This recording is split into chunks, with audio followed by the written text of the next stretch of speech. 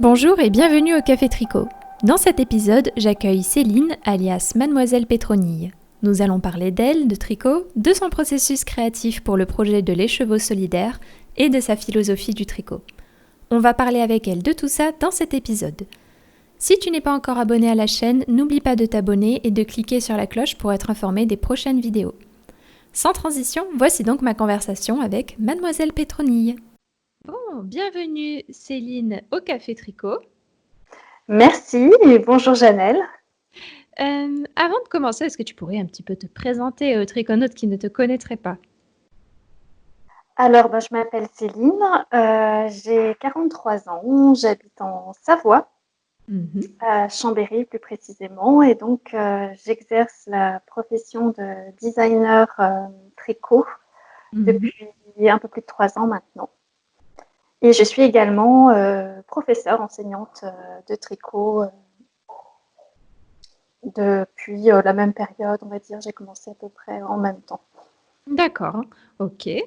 Je vais d'abord te poser la fameuse question traditionnelle. Comment tu as commencé le tricot? Comment ça t'est venu?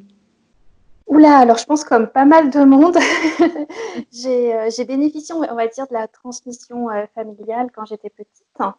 Je pense que j'ai dû commencer à faire mes premières mailles, je sais pas, vers l'âge de 8-10 ans. J'ai pas un souvenir très précis, mais en tout cas, tout ce que je me souviens, c'est que ma maman était une férue des loisirs d'aiguille, enfin tout ce qui était couture, tricot, broderie, canevas. Alors voilà, dans tout ce dans ce bain-là, elle m'a appris également à faire mes premières mailles. La seule chose dont je me souviens, c'est que c'était un geste assez agréable. Voilà, c'est Mm. le souvenir que j'ai. Après, j'ai jamais dépassé le point mousse. Honnêtement, j'ai jamais fait rien d'autre que des kilomètres de point mousse. J'ai même pas souvenir avoir tricoté quelque chose en particulier. Je pense que c'est vraiment juste une découverte du geste avant tout. Mm. Et en fait, tu as commencé comme ça et après, tu as poursuivi adolescente, Alors etc. non, pas du tout, pas du tout. J'ai pas du tout tricoté ensuite. J'ai toujours été attirée par les loisirs créatifs, mais j'étais plutôt attirée par le dessin et la peinture à l'adolescence. Mm. Et non, je me suis remise très récemment au tricot. C'était enfin récemment quand je parle à partir de mon âge, mais j'ai repris en fait par hasard le tricot en 2009 Mhm. lors d'un voyage à Bruxelles. Voilà, j'étais chez une amie à Bruxelles et elle tricotait et je lui ai dit, oh là là, c'est sympa, ça me rappelle des bons souvenirs, j'aimerais bien réessayer. Et puis elle m'a remis les aiguilles dans les mains et elle m'a trouvé une pelote. Et c'est vrai, en fait, c'est revenu un peu comme le vélo, donc je trouve ça chouette. Et c'est C'est reparti. revenu, voilà, c'est revenu très simplement. J'ai même pas eu besoin de redemander. Alors, ce dont je me souviens, c'est pareil, ce plaisir du geste et qu'il y avait une forme de détente qui s'instaurait très rapidement dès que je faisais mes mailles. Mhm. Mais bon, c'est pareil, j'ai retrouvé que la maille en droit. Je me souvenais pas, je me souvenais comment monter des mailles et faire la maille en droit, mais c'est tout ce dont je me souvenais. Et du coup, quand je suis rentrée de mon voyage, je suis allée voir ma maman. Je lui ai dit, ah, est-ce que tu peux me remontrer la maille en vert? Et puis voilà. Puis, du coup, c'est comme ça que je m'y suis remise en 2009. Et puis j'avais la chance d'avoir des copines autour de moi qui elles, n'avaient jamais arrêté de tricoter pendant toute leur adolescence. Et elles ont toujours fait, pas énormément de tricot, mais toujours un peu de tricot. Donc elles m'ont remontré des choses, elles m'ont passé des catalogues. Alors par contre, en 2009, j'avoue, je me suis remise au tricot, mais essentiellement au tricot à plat et en morceaux. Mm. Donc, tout doucement, tranquillement. Oui, oui, oui, oui, vraiment. Mais le virus était là. Le virus était. Il J'avais était attrapé déjà le virus. présent. Oui. Ok, donc du coup, tu te présentes, en tout cas sur ton site, et là, comme tout à l'heure, tu te présentes comme artisan designer en art de la maille. Qu'est-ce que c'est? Ah, alors ça, c'est un petit peu d'histoire. Parce que Vas-y, ici, on avant, adore ouais, oui, l'histoire. avant de créer Mademoiselle Pétroni, en 2014, je m'étais lancée sous une autre marque qui n'est pas très différente, hein, qui s'appelait Pétroni Tricot fait main. Et Mhm. j'avais une petite boutique Etsy dans laquelle je vendais des petits accessoires tricotés et crochetés. Mhm. voilà, je me limitais pas que au tricot, je faisais un petit peu de crochet également. Donc, d'où art de la maille, parce que pour moi, c'était une manière de rassembler les deux techniques. Mhm. Et d'où l'importance de artisan, puisque pour moi, comme je réalisais des objets finis et c'était des objets terminés que je mettais en vente, même si je les créais, même si je réalisais les designs, c'était quand même l'objet en lui-même qui était euh, mis sur ma boutique. C'était pas, je faisais pas de patron à l'époque. D'accord, donc c'était le produit Voilà, fini. exactement. Et puis j'ai voulu garder cette désignation, je sais pas comment on dit en fait, la manière de nommer le métier que je fais, parce que même si maintenant la majorité de mon travail est tournée vers l'écriture des patrons, euh, à mon sens, je reste quand même une artisane, c'est-à-dire je reste un artisan, dans le sens où pardon, excuse-moi, j'ai un chat dans la gorge, Il n'y a pas de souci. je crée, enfin, comme je pars, après c'est ma façon, on en parlera peut-être plus tard, c'est mon processus, comme moi, je pars vraiment de la matière, de gestes, et qui pour moi sont tous les deux, aussi bien au niveau des matières que des gestes, sont des patrimoines. Je tiens vraiment à garder la dénomination d'artisan Mm. dans mon travail pour vraiment montrer que je viens pas de je viens de quelque part en fait. Voilà, je viens d'une tradition.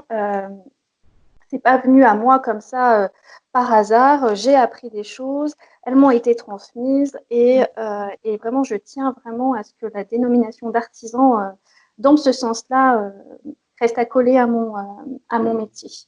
D'accord. Et donc voilà. Donc pas que designer, mais aussi artisan, c'est vraiment important. Et puis dans artisan, il y a le mot art, et pour moi aussi, si tu verras, enfin on en discutera, mais c'est un volet très important de mon processus créatif.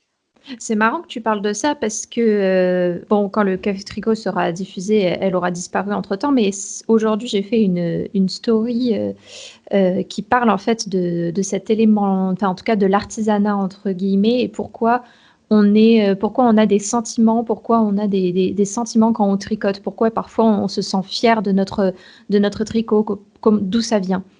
Et en fait, j'ai découvert que là, tout récemment, qu'il y avait des études qui avaient été faites pour savoir comment nos ancêtres avaient fait pour développer leurs connaissances pour la chasse, leur pratique de la chasse. Parce que d'un coup, ils avaient beaucoup progressé à ce niveau-là et les études, les scientifiques se sont demandé comment ça se fait qu'ils aient progressé d'un coup, comment ça se fait qu'il y ait eu ce bond. Et en fait, ils se sont rendus compte, donc ils ont analysé les comportements de singes et ils ont vu que les singes avaient ce qu'on appelle des neurones miroirs. Ces neurones miroirs, ce sont des neurones qui se déclenchent très précisément lorsqu'un singe appuie sur une manette pour avoir une cacahuète ou prend une banane. Et en fait, ces neurones miroirs s'activent également quand il voit un autre singe faire ces mouvements-là. D'accord. Et en fait, il disait que ça, c'était le symbole que le singe pouvait se mettre à la place de son congénère qui était en train d'appuyer sur le bouton pour avoir la cacahuète ou tendre la main pour avoir la banane.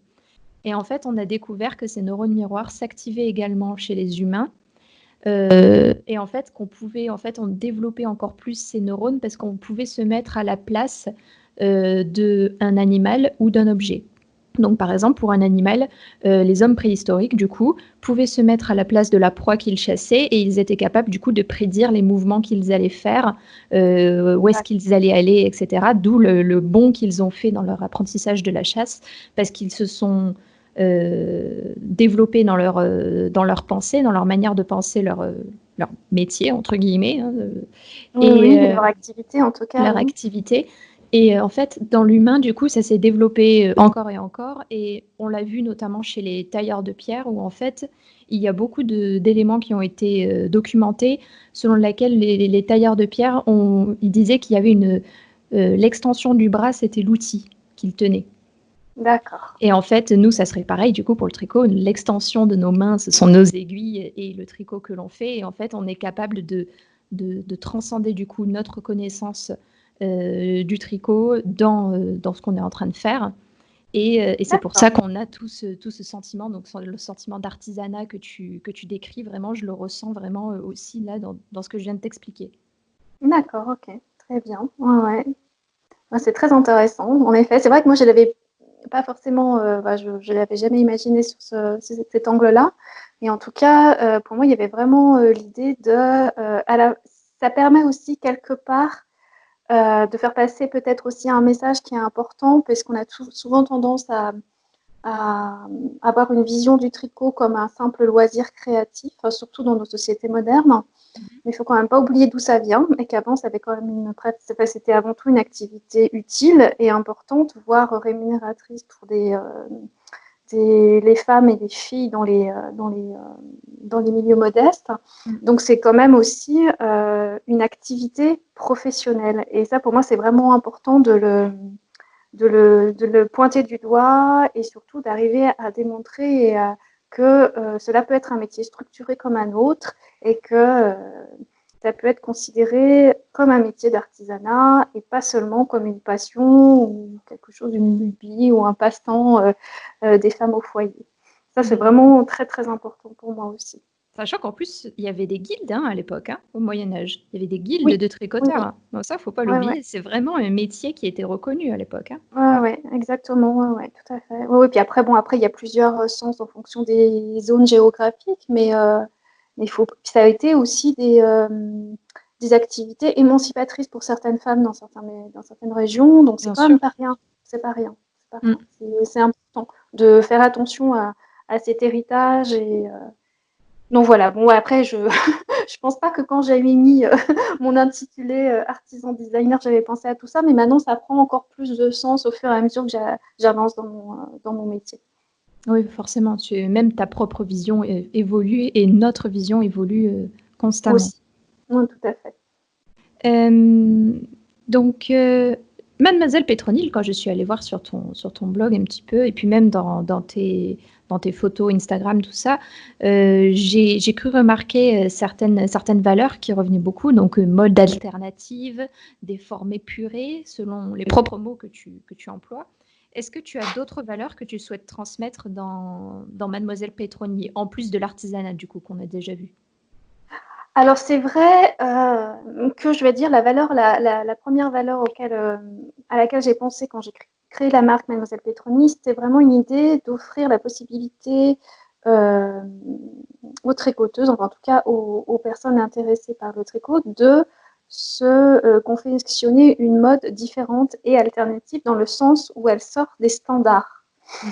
Voilà, c'était vraiment quelque chose de très important. Je pense que c'est dans ma nature, hein, je crois que je suis quelqu'un d'assez assez, on va dire, pas rebelle, mais en tout cas, j'aime pas trop être enfermée dans des standards. Et je trouve que le principe même d'un loisir créatif et même de la capacité, donc par le tricot, d'exercer sa créativité, c'est de pouvoir aller au-delà de simplement se contenter de ce que des tendanceurs ou des grands journalistes de mode nous disent de mettre sur le dos et sans compter qu'il y a toute une industrie derrière qui formate encore plus tout ça et qui du coup vont formater nos goûts et ça c'est quelque chose que j'ai Sans vraiment compter que c'est pas toujours très confortable.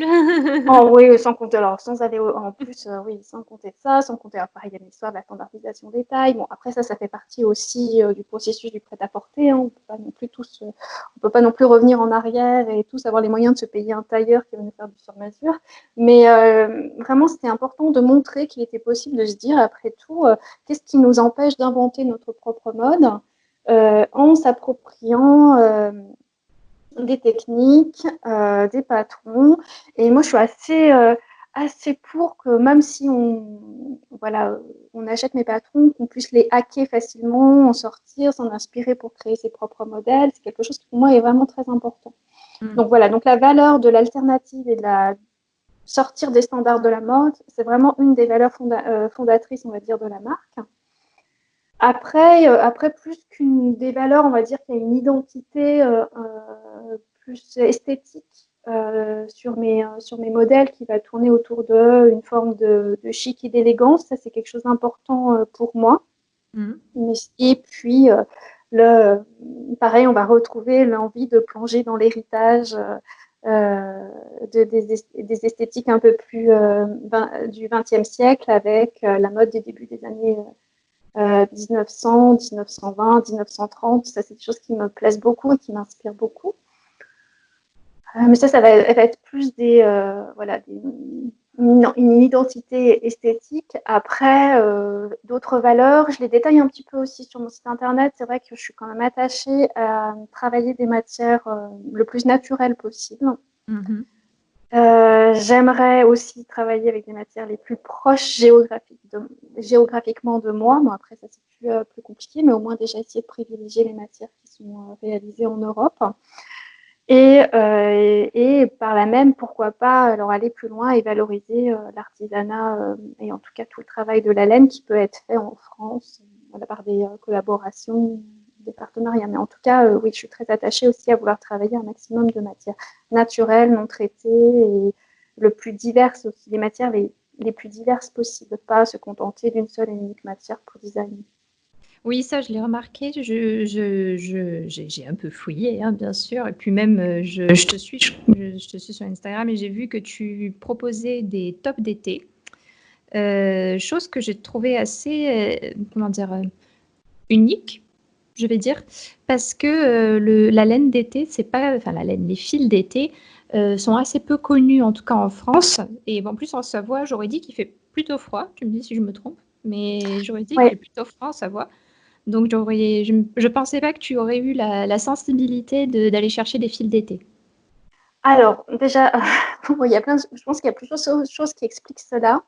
Alors, en Savoie, oui, il peut faire très froid l'hiver, mais il fait très chaud l'été. En fait, on a un climat qui est assez continental de ce côté-là, et c'est vrai qu'on peut avoir très vite des épisodes de canicule, même en Savoie. Donc, on apprécie les matières légères pendant l'été, hein, même si l'été est très court, mais on les apprécie. Et puis, bon, moi, j'ai les origines du Sud. Hein, je suis peut-être aussi, ça explique, je suis d'origine sicilienne par mon papa et ma maman est du sud de la France, donc forcément, j'ai passé beaucoup de temps au bord de la Méditerranée, donc peut-être ça aussi, ça m'a D'où la influencée. sensibilité aux fortes chaleurs.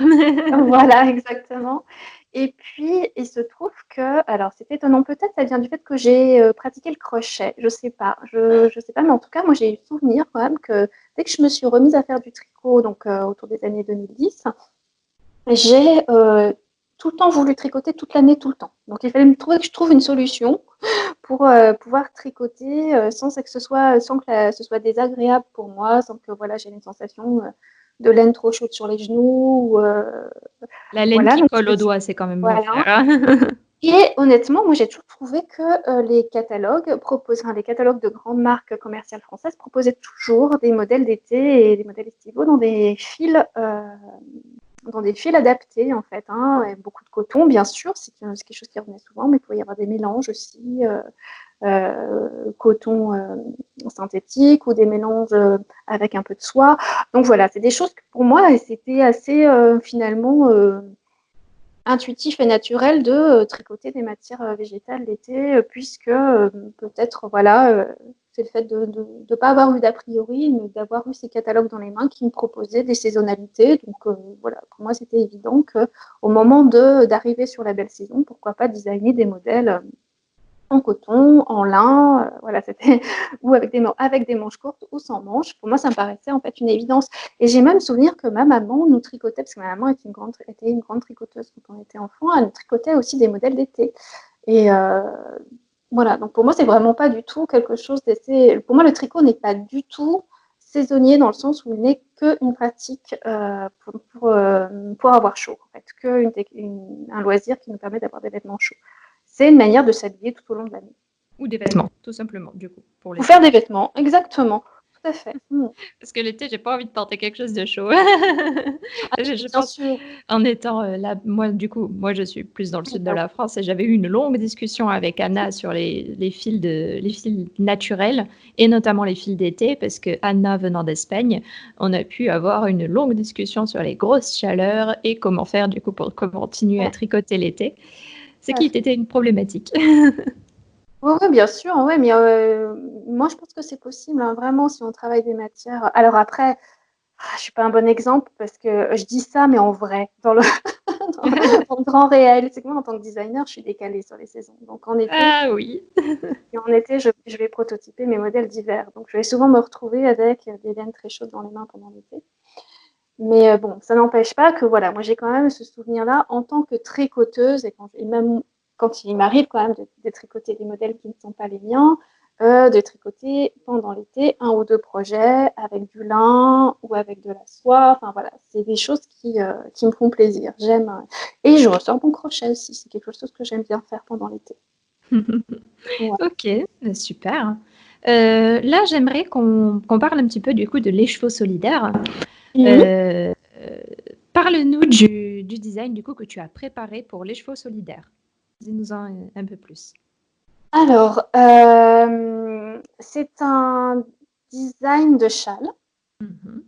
Voilà, donc là, le projet était quand même très, très intéressant dans le sens où pour moi, vu qu'il était contraint, j'adore. En fait, moi, j'adore avoir les contraintes quand je crée parce que ça m'aide beaucoup à structurer mon processus. Lily nous a donné comme cahier des charges 2 qualités de laine et des quantités précises. Voilà, puisque ça fasse partie donc du projet de l'écheveau solidaire. Et du coup, avec ces quantités et les matières qu'elle nous proposait, et les 2 coloris aussi qu'elle proposait, ça m'a tout de suite contrainte de me dire, ben voilà, forcément ce sera un accessoire, mais quand même le métrage est intéressant, donc je peux quand même aller, si je veux aller jusqu'au bout de la laine qui est proposée, je peux aller jusqu'à un châle. Et surtout, c'est des matières. Alors, il y a à la fois une très belle surie alpaga brossée un peu épaisse, on va dire plutôt de calibre d'écart, et un fil mérino yak, mais 50-50, donc Mhm. extrêmement doux, extrêmement fluide, très fin. Donc là, on est sur un vrai gros contraste entre les 2 fils.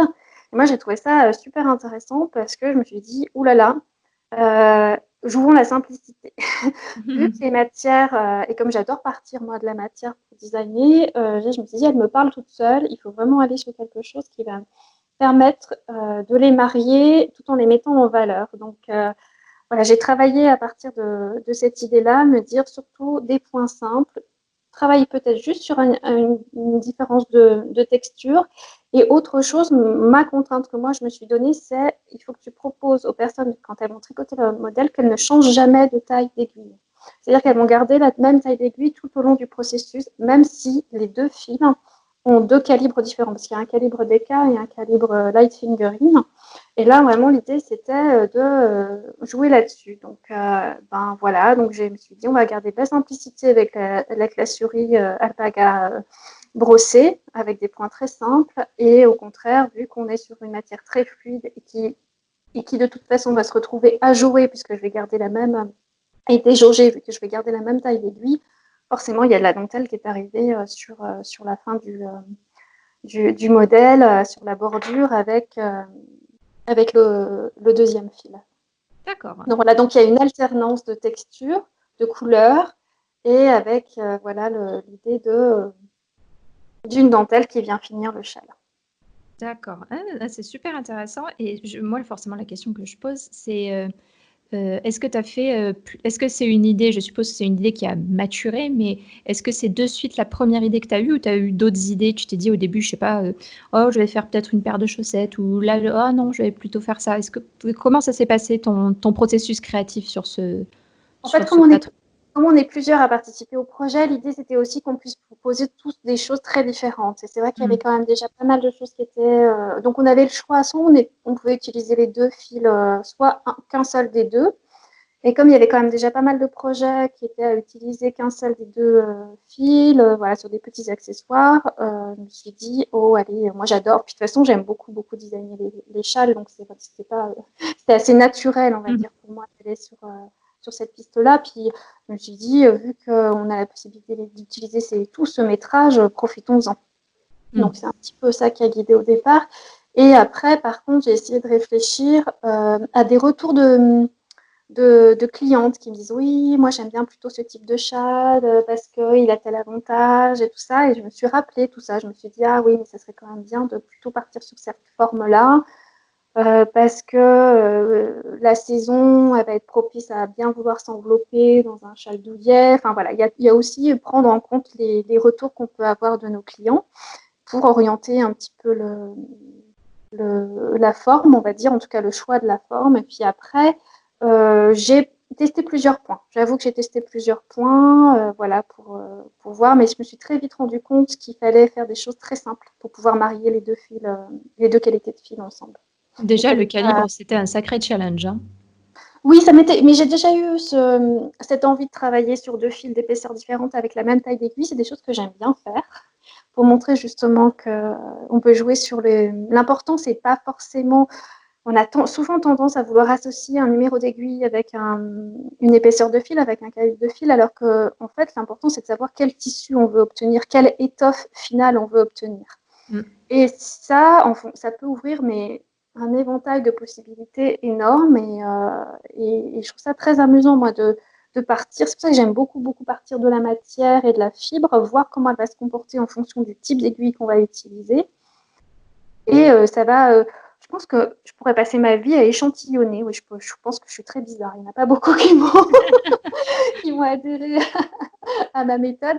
Mais justement, pour avoir toutes ces possibilités d'étoffes qui se présentent à moi. Et après, en couture, enfin, j'imagine que les stylistes couture, eux, ils ont ce plaisir d'avoir les étoffes déjà dans les mains, ou en tout cas, ils les connaissent bien, les différents tissus, les différentes matières, et du coup, en fonction du rendu du tissu, ils sont en mesure de, après, avoir l'idée du modèle.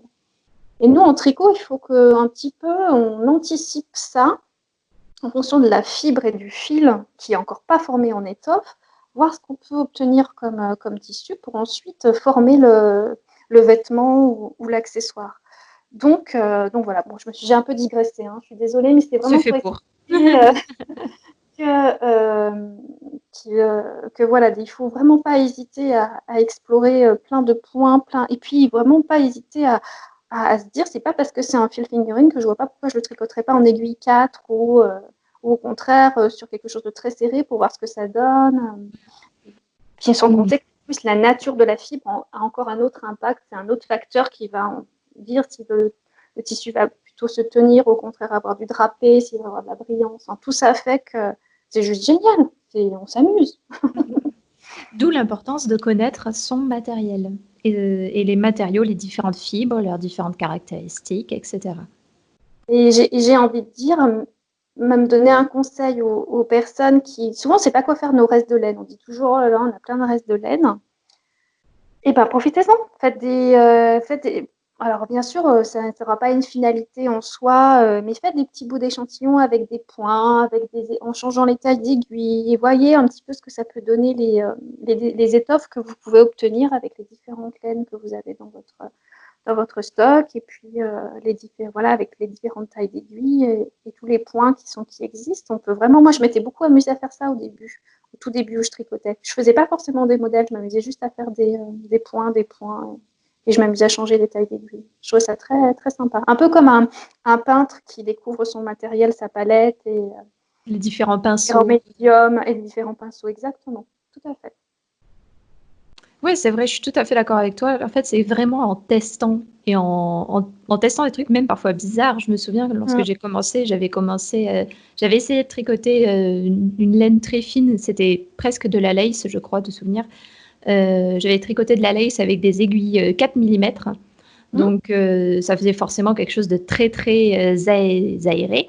Mais quand je tricotais du point mousse, ben, on aurait presque pu penser que c'était de la dentelle. Donc, du coup, après, on commence à comprendre, ah oui, donc du coup, je suis pas obligée de faire des points de dentelle super compliqués pour avoir un effet dentelle. Je peux juste faire du point mousse avec des grosses aiguilles et je peux avoir quelque chose de sympa.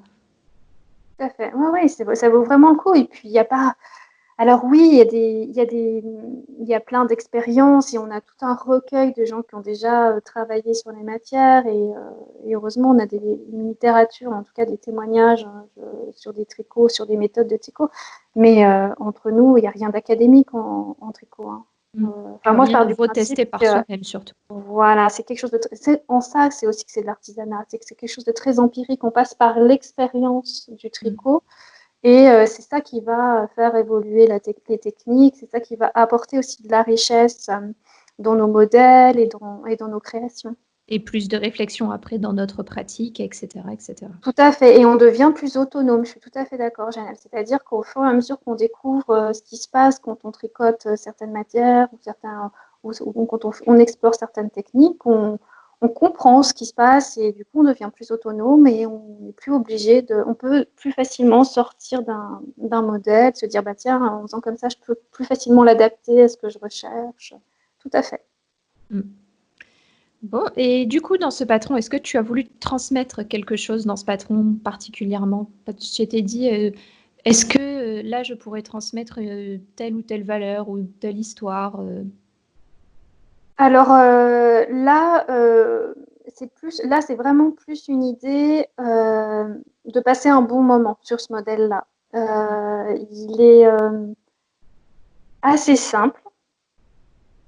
Il y a la dentelle finale qui est un petit peu challengeante, mais je pense que c'est un modèle qui va permettre à plein de gens d'avoir un sentiment de grande satisfaction quand il l'aura terminé et de fierté. Vraiment, c'est d'apporter la possibilité d'être très fier de quelque chose. Après, moi, j'ai l'impression que je veille toujours à transmettre quelque chose dans mes patrons et dans mes modèles, puisque je les veux très pédagogiques. Donc, ils sont toujours très, très guidants. Hein. Je donne toujours beaucoup, beaucoup d'explications, ce qui est patron très détaillé. Et le but du jeu, c'est de permettre à des gens d'acquérir des techniques par le biais de la pratique du patron. Et là, vraiment, c'est des matières tellement nobles et tellement belles que juste de les avoir dans les mains, c'est déjà très agréable. Donc, c'est vraiment l'idée, c'était d'avoir un modèle qui soit très fluide, qui nous fasse avancer un peu comme comment j'aurais dire, une comptine ou une chanson. balade? Voilà, une petite balade qu'on a dans la tête, qu'on répète comme ça, et qui est vraiment très agréable. Et, vraiment, c'est ça. Et à la fin, avoir cette dentelle, c'est une dentelle qui se construit de manière perpendiculaire au tricot. Donc, en plus, ça permet de l'arrêter régulièrement. Voilà, on n'est pas obligé de toute la faire d'un coup. Donc, on prend son temps, on va tranquillement. Et c'est une grande satisfaction quand on l'a terminé parce qu'on se dit, waouh, il a un effet, alors qu'il est très simple, il a un très bel effet. Donc, je pense qu'il va procurer un sentiment de grande satisfaction pour les personnes qui vont le tricoter. C'est vrai que la dentelle de fin, je fais une mini digression sur la dentelle de fin, mais la dentelle de fin, en plus, du coup, si on l'ajoute en perpendiculaire, si j'ai bien compris, on n'a pas besoin de couture au final pour assembler la dentelle. Moi, je pense que c'est vraiment le moment que je préfère à ce moment-là. C'est parce que le châle se termine et en Oui, même temps, c'est l'endroit le plus beau du châle, je trouve souvent. c'est ça. Ça vraiment, c'est comme les dernières notes, les cerises sur le gâteau à la crème, comme on dirait. Tout à fait. Ça pourrait être comme une recette de pâtisserie où on va faire le glaçage sur la fin, où on fait la petite déco. Tout à fait. Tout de suite, ça lui donne une dimension, ça prend forme. Et c'est très, très satisfaisant. Voilà, l'idée, c'est vraiment d'avoir de la fierté, de se dire on a terminé un tricot dont on peut être fier parce qu'il a une belle allure. Mm. Mais et en même temps, le processus était agréable, fluide et pas compliqué. Il faut passer un bon moment, surtout passer un bon moment avec des matières très nobles et très agréables. C'est le plus important toujours, se faire plaisir. C'est ça. Oui, oui. Puis c'est surtout, enfin voilà, pour moi, les choses solidaires, c'est aussi important qu'il y ait beaucoup, beaucoup d'amour et de cœur dans ce projet. Donc, je pense que ça a aussi, je pense, un petit peu guidé mon envie d'avoir quelque chose de très réconfortant, de très douillet pendant ce processus et tout au long du projet. D'accord. Moi, j'aimerais que tu développes du coup ton processus créatif de manière plus générale sur tes autres patrons. Comment ça se passe? Tu parles beaucoup de matière. Tu nous as beaucoup parlé de matière. Tu peux développer? Alors oui, j'avoue que j'ai peut-être plusieurs manières d'aborder les processus créatifs. De manière générale, on va dire le leitmotiv, c'est une démarche qui est vraiment artistique. Pardon.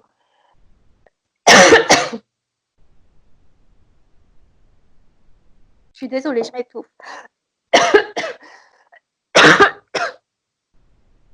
C'est le chat qui est revenu. Oui, c'est ça. Donc, je disais que j'aime bien aborder mes modèles comme si j'abordais, comme si j'allais créer une toile. C'est peut-être aussi parce que j'aime beaucoup la peinture, le dessin, toutes ces choses-là. Et comme on disait tout à l'heure, la matière, c'est mes médiums. C'est mes couleurs, mais c'est aussi mes textures. Quand on dans l'art plastique, on peut très bien travailler avec l'eau, comme on travaille avec l'huile, on peut travailler avec l'acrylique. Voilà, on a plein de médiums différents et qui vont donner des résultats très différents. Bah, là, c'est un peu pareil. J'aime bien associer la matière, la bonne matière, à la représentation du dessin que je peux avoir au début. En général, ce qui se passe, c'est que j'ai toujours un carnet de croquis avec moi où il va m'arriver, si j'ai des idées, de vite griffonner des idées de vêtements ou d'accessoires. Je vais noter 2-3 idées comme ça. Puis j'oublie, je les note, hein, je ne m'attarde pas trop dessus, je dessine. Et puis ensuite, je profite quand je suis dans des salons où je fais un peu de veille sur Internet pour voir un petit peu les matières et je note aussi les matières qui pourraient m'intéresser de travailler. Et à un moment donné, il va y avoir un match, une rencontre qui va se faire entre les dessins que j'aurais eu dans mon carnet et puis les matières. Et là, je me dis, waouh, c'est parfait. En fait, là, et tout à fait cette matière-là pour tel modèle. Et là, je retravaille sur mon schéma technique. Je revois un petit peu comment je peux retravailler les textures, parce que souvent aussi je pense à des points, à des textures, donc comment la matière peut fonctionner avec cette texture. Et là, je vais, comme je disais tout à l'heure, me procurer la laine, échantillonner, tester, voir ce que ça peut donner, trouver la bonne taille d'aiguille, vérifier si ça fonctionne avec le point que j'avais en tête ou le faire évoluer. Voilà. Et voilà, c'est vraiment à la fois un dessin d'un côté, des idées de dessin d'un côté et des rencontres avec des matières. Et à un moment donné, il y a un match qui se fait entre les deux.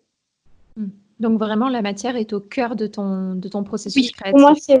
Pour moi, c'est important. Je n'y parviens pas toujours. Je suis parfois déçue. Hein. Je trouve encore que j'ai vraiment beaucoup de marge de progression à ce niveau-là.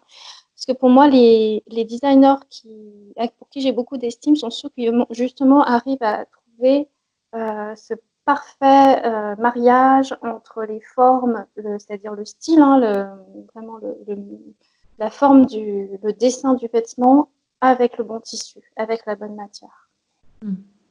Et ça demande d'avoir, comme on disait tout à l'heure, une bonne expérience des matières, d'en avoir tricoté beaucoup, d'avoir beaucoup expérimenté de choses et d'avoir beaucoup tricoté tout simplement. C'est vraiment, c'est ça qui fait, je pense, après la force d'expérience d'un designer quoi, qui commence à faire des choses de belle qualité, de belle facture, comme tout artisan. Moi, j'ai souvenir quand j'ai fait ma formation de création d'entreprise, on disait toujours oui, mais un bon artisan, il faut moins déjà 15 ans pour d'activité, pour qu'il puisse avoir un résultat, un bon résultat. En termes de qualité de création, du coup. Oui, puis pour avoir puis de maîtrise de son art et d'avoir vraiment l'impression, ce sentiment d'avoir les outils nécessaires, les techniques, les savoir-faire pour aller au bout de nos idées. Parce que des idées, ça ne manque jamais, on a toujours plein d'idées. Enfin, en tout cas, moi, je n'ai pas de souci au niveau de l'inspiration. Mais après, pour les concrétiser, c'est là qu'on voit toutes les limites techniques et que ces limites techniques, on les repousse à chaque fois. À chaque fois qu'on pratique, on repousse les limites techniques. Oui, c'est vrai, tu as raison. Sur ça, je suis tout à fait d'accord. Il y a vraiment ce côté, même apprentissage continu sur nous en tant que créateurs, créatrices. Il y a vraiment toujours un apprentissage continu en disant « Ah, mais attends, si du coup je veux faire quelque chose comme ça, il va falloir que je fasse un truc à part ou là, il va falloir que je le cale après, que je relève des mailles, si je veux avoir tel effet, tel effet, tel effet. Je me souviens pour un pull, en fait, je voulais quelque chose qui soit croisé dans le dos. Et j'ai du coup, forcément, je suis retrouvée un petit peu coincée parce que je pouvais pas faire ce pull en circulaire. La seule solution, c'était de le faire à plat. Donc, j'ai dit, OK, donc il va falloir que je trouve un moyen de faire des bandes à plat. Est-ce que c'est bien des bandes qu'il faut faire? Oui. Comment les ajouter après? Comment on va faire pour faire le montage, l'assemblage? À quoi ça va ressembler? Ça va être impossible. Enfin, Oui, bien sûr, sans compter qu'après, il faut aussi anticiper il faut que ce soit une jolie finition, que ce soit bien propre. Donc, bah oui, mais il faut accepter que ça prenne du temps. C'est ça qui n'est pas toujours évident aussi, hein, c'est que on a cette contrainte de vouloir quand même avoir une offre importante de modèles en tant que designer pour pouvoir avoir une rémunération régulière chaque mois. Donc, il faut sortir régulièrement des nouveaux modèles, mais en même temps, il ne faut pas oublier que le processus de création, si on veut vraiment des pièces bien réfléchies, bien travaillées, sans compter qu'après, il faut savoir les expliquer, c'est encore une autre part du travail. Mais oui, oui, il faut accepter que ça prenne du temps, en fait. Hein. C'est pas si simple. c'est, mais c'est ce qui est super. Et je pense que forcément, en avançant, en pratiquant, on gagne du temps, on commence à comprendre de mieux en mieux comment se fixent les choses. Voilà, moi j'ai toujours l'expérience. Mon papa était artisan, donc je m'en rends compte. Il était artisan plâtrier, et du coup je vois cette capacité qu'il avait de faire des choses magnifiques en 3 gestes, alors que peut-être, ce que moi je ne savais pas, c'est que 20 ans avant, il nous fallait 10 gestes pour faire le même résultat. Donc c'est voilà, s'il y a vraiment de accepter qu'on va être en constant apprentissage. Quand on est artisan, on continue à apprendre tout le temps, tout le temps, tout le temps, tous les jours. C'est pas fini. Ça finit jamais. C'est ça le Non, plus ça beau. finit pas. Mais c'est ça qui est chouette. Au moins, il n'y a pas de voilà. Et le jour où on commence à se dire, j'ai plus rien à apprendre, il faut changer de métier. Hein. Faire autre chose. Et j'allais dire, même, ça devient très triste parce que même la vie, en fait, si on dit, ben, j'ai plus rien à apprendre, en fait, c'est très, très triste, en Ah fait, oui, de oui, oui, penser on ça. va perdre la motivation même de se lever le matin. Moi, je suis d'accord. Moi, je préfère dire qu'on apprend tous les jours, au moins comme ça, on a toujours des choses nouvelles à découvrir. Exactement. Donc voilà, donc tout ça pour dire que le processus créatif vient vraiment en majorité de la matière. Enfin, c'est un mariage entre la matière et les idées que je peux avoir en tête, les idées de dessin que je peux avoir en tête. Après, mes idées de dessin, elles viennent aussi d'un autre. Comme je disais tout à l'heure, je suis très inspirée par l'art du début du XXe siècle, l'art en général, les arts décoratifs, les arts textiles, voilà. Tout ça, ça va beaucoup m'inspirer. Puis après, des fois, j'aime bien aussi avoir des challenges. Là, là j'ai très, très envie de travailler sur un projet d'un artiste en particulier et travailler à partir de son œuvre pour créer une collection. Ça, c'est des choses Sympa. ouais, c'est des choses qui me plaisent beaucoup. Mais il manque un petit peu de temps, mais ça va se faire tout doucement. Oui, mais j'aime bien voilà, m'inspirer d'autres, dans d'autres domaines que celui même de la mode et du textile. Et aller au-delà. Oui, bien sûr, c'est ça qui rend en fait notre pratique plus intéressante, c'est quand on vient l'enrichir d'autres éléments, d'autres connaissances, d'autres inspirations.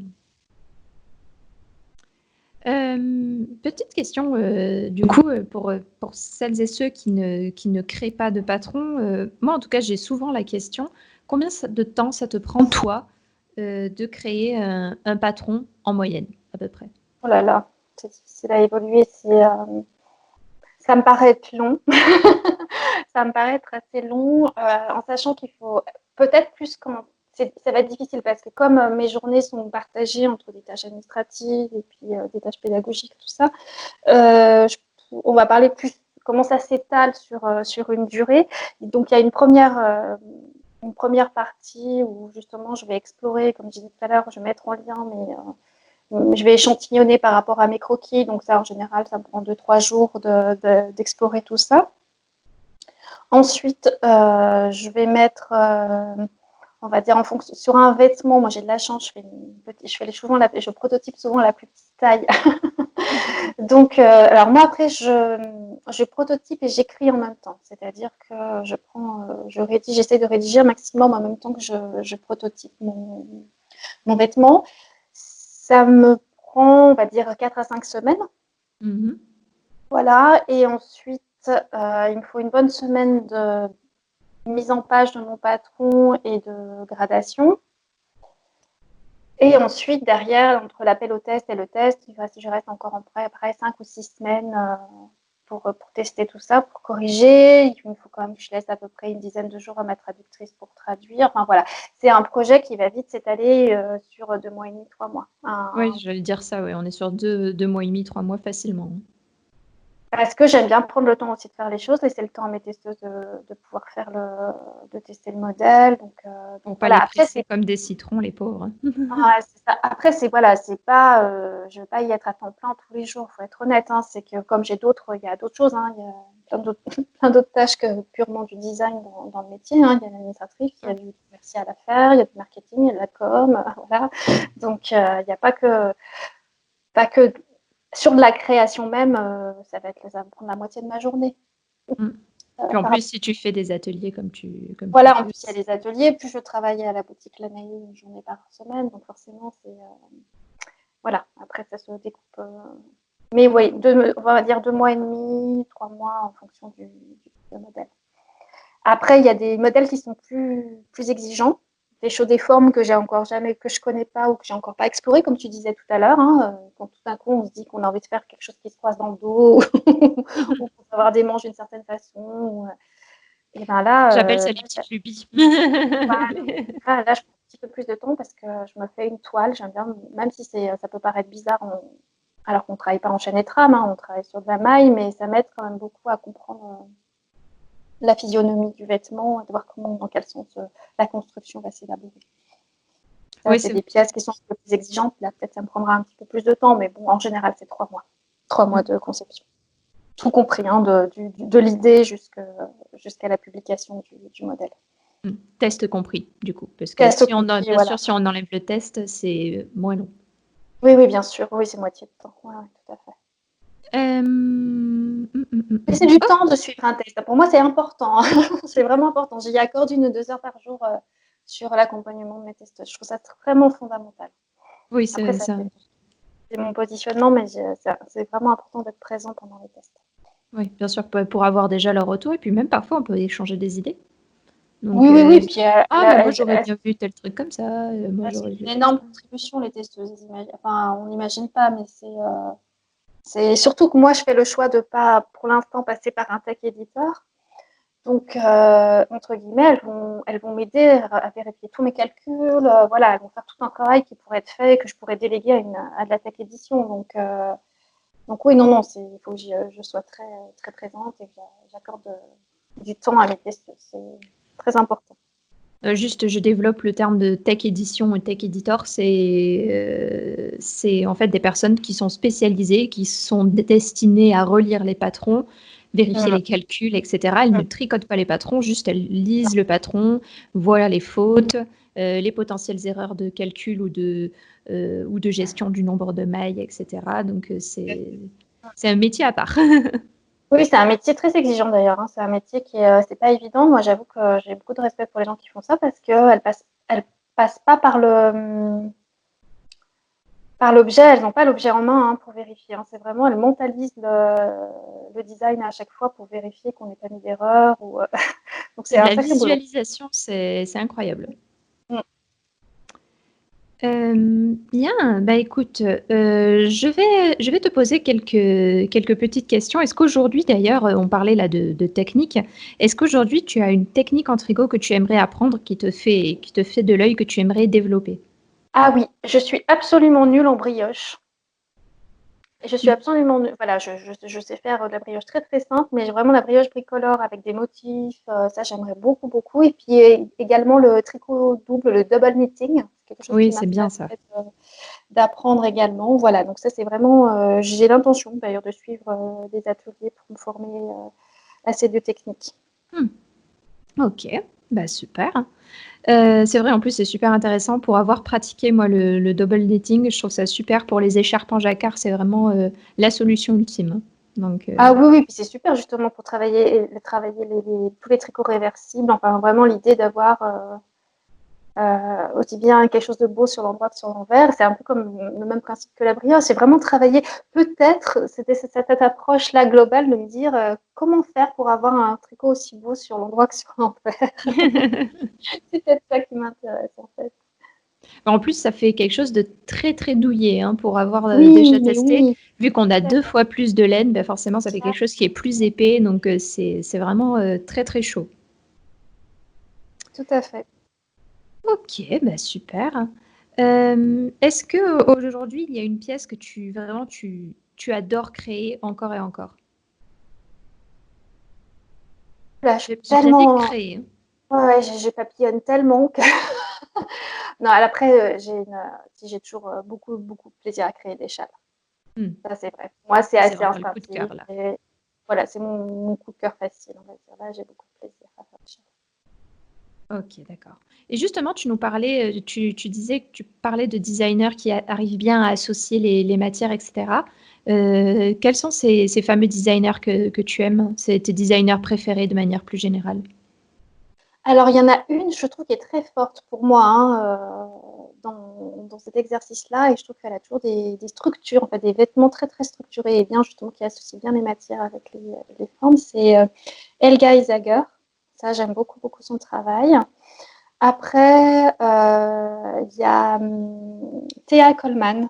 Thea Coleman, je crois qu'on dit comme ça en anglais. Je suis pas très très bonne, je suis pas du tout anglophone, donc qui j'aime beaucoup son travail. Elle travaille très très bien la texture sur les matières naturelles, donc je suis vraiment très voilà, j'adore ces modèles très texturés. J'aime beaucoup Louisa Harding aussi, qui elle a une approche beaucoup plus romantique du tricot. Mhm. Donc là, ça va se rapprocher peut-être plus de moi ce que j'aime faire dans la délicatesse et des vêtements plus chics. Et après, bon, en designer plus connu et plus contemporaine, j'aime beaucoup Andrea Maury Mhm. parce que je trouve que justement, elle arrive toujours avec des lignes très simples à super bien travailler ses tissus. Moi, je trouve que vraiment, c'est pas forcément des choses très compliquées ce qu'elle propose, mais les rendus sont vraiment mais impeccables. Enfin, moi, j'aime beaucoup. Je trouve c'est des vêtements très modernes et à la fois, ça paraît simple comme ça et basique, mais non, non, non, c'est bien travaillé au niveau des choix entre matière et points et texture. Mm. En plus, Andrea Maury est un autre moyen d'utiliser ses fins de pelote. En plus, oui, oui. Mais justement, je pense elle a ce plaisir aussi d'aller travailler dans des choses un petit peu, voilà, un peu plus créatives et enfin, j'aime pas le terme académique parce qu'il n'y a pas d'académisme dans le tricot, mais voilà, il n'y a pas de, pour moi, il n'y a pas une matière qui est bonne pour le jardin, une matière qui est bonne pour tel point de, Mm. bien sûr qu'on sait bien qu'il y a des torsades qui vont mieux ressortir avec certaines matières, bien sûr des dentelles qui vont mieux ressortir, mais pourquoi se limiter, pourquoi pas explorer des choses? Des fois, on a des bonnes surprises. Mm. C'est vrai, c'est vrai, c'est vrai. Il y a quelque chose que disait Anna, justement, de l'Anna et Tricot, et je trouvais très juste. Elle disait que c'était bien je crois je crois qu'elle parlait de Picasso, mais moi j'aime bien parler, c'est pareil, c'est comme pour les musiciens. On apprend toujours à faire ses gammes. Au début, on apprend, on fait des gammes, on en fait, on en bouffe, on en mange des gammes et des gammes. Et ben, peut-être en tricot, c'est vrai que c'est bien de connaître les bases techniques, bien connaître, savoir à peu près ce qui existe en termes de matière. Mais après, quand on connaît tout ça, on peut s'amuser et on peut créer, on peut composer. Il n'y a pas de limite à la composition. Voilà, je pense que c'est un peu ça en fait. J'ai une citation sur ça que j'aime bien utiliser, même dans ma vie personnelle, c'est connaître les règles, maîtriser les règles, briser les règles. Exactement. Voilà, très bien, ça me va. Elle est très bien cette citation, je l'adopte. Ça résume bien, on va dire. Voilà, exactement. Bien, eh bien écoute, on va tout doucement aller sur la fin. Est-ce que, avant de terminer, tu aurais une petite astuce à donner aux triconautes qui nous écoutent? Alors oui, oui, j'ai une petite astuce, mais alors j'avoue, c'est pas la mienne, c'est celle de ma maman. On Et croit quand même. voilà, ça étonne toujours les gens quand je fais ça. Je monte toujours mes mailles avec deux aiguilles côte à côte, collées les unes à l'autre. Et je monte mes mailles sur 2 aiguilles, en fait, ce qui permet d'avoir un premier rang de montage avec des mailles beaucoup plus lâches. Et quand on tricote notre premier rang, c'est beaucoup plus facile. On n'a pas un rang hyper serré.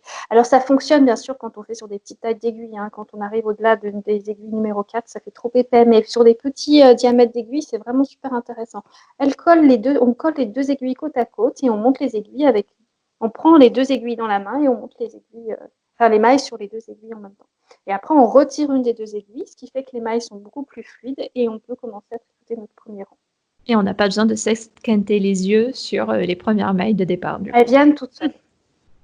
Et ça fonctionne parce que je sais qu'en cours, je l'ai beaucoup expérimenté avec mes débutantes et ça marche très bien. Oui, c'est vrai. Même c'est vrai, c'est une astuce que je donne aux personnes qui débutent. Si vous faites un rang trop serré, un premier rang trop serré, montez vos mailles sur 2 aiguilles, vous verrez, ça sera de suite beaucoup plus facile. Beaucoup plus facile, exactement. Ok, super. Merci, super astuce. Et enfin, est-ce que tu aurais 3 livres, podcasts ou blogs à recommander? Alors, malheureusement, en littérature, j'aurais pas grand-chose à proposer parce que je trouve que malheureusement, la littérature tricot en français est un peu maigre. Je pense qu'il y a un champ à explorer là. Ça pourrait être pas mal. Sinon, en podcast, j'aime beaucoup regarder, alors je le conseille pour les personnes qui comprennent un peu l'anglais, de suivre le podcast de Fruity Knitting. Donc, c'est un couple d'Australiens qui vit en Allemagne, qui fait donc un super podcast avec à la fois, il est très très bien produit, ils parlent de leurs encours bien entendu, elle donne souvent des très très bons tutos techniques, comment notamment adapter certaines techniques à certains modèles. Et ils font des interviews de tricoteurs du monde entier, ils mettent en valeur des designers et elle fait des très bonnes interviews de tout plein de professionnels qui travaillent autour de la laine et du tricot. Ça, c'est vraiment un podcast que j'adore. Et après, il y a un blog que j'aime bien, mais là, on va être chez les francophones cette fois. C'est le blog de Marie qui s'appelle Le Nid de la Linotte. Voilà, j'adore son univers. Je trouve qu'elle a, mais c'est pas forcément du tricot. Donc elle tricote, elle design un petit peu et elle fait des choses en couture, en crochet. J'adore sa vision et sa façon de s'approprier justement les loisirs créatifs pour faire sa propre mode. Alors là, elle est vraiment dans ce que j'aime, c'est-à-dire sortir des standards de la mode. Voilà, donc je vous proposerai à la fois ce podcast et ce blog.